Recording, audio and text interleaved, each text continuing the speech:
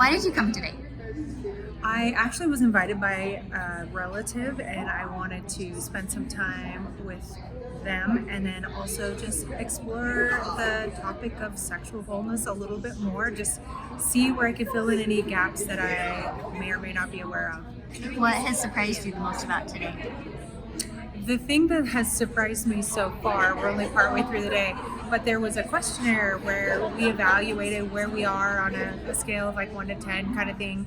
And the areas where I felt I had lower rankings were actually the things that were more my responsibility, which surprised me. Don't you hate that? That was a little bit of an eye-opener. So yeah, it was good to become aware, like, hey, I have more responsibility maybe in this department than I had given myself credit for.